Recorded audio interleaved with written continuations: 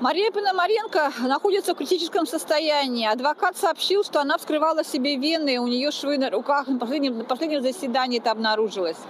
Ее доводят до суицида. Я хочу напомнить работников СИН, которые это делают. Есть статья «Доведение до самоубийства». И я очень надеюсь, что вы когда-нибудь начнете отвечать по этой статье, потому что это не первый случай, когда вы доводите людей в этих местах лишения свободы до самоубийства. Вы издеваетесь, вы пытаете, вы убиваете этих людей, по сути.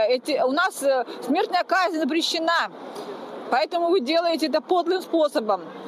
Маша не совершала никаких преступлений, она никого не ограбила, никому еще плохого никогда в жизни не сделала. Она прекрасный, добрый человек.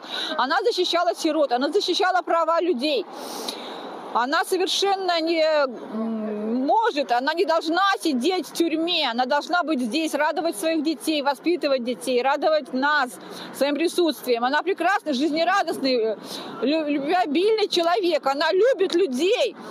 И вас, скорее всего, тоже. Она хочет выступить с очень важным сообщением на этом заседании, которое пройдет в понедельник, 24-го, 13:30.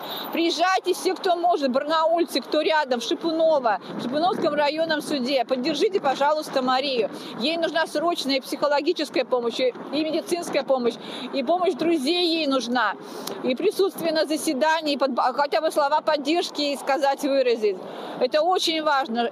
Поднять ее эмоциональное состояние, дух ее взбодрить. Пожалуйста, помогите Маше. 24 марта у Марии состоится очередное заседание суда. Я обращаюсь к жителям Алтая. Поддержите свою землячку.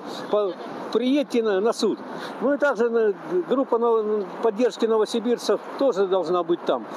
Мы от всей души желаем ей выиграть эти суды и скорейшего освобождения.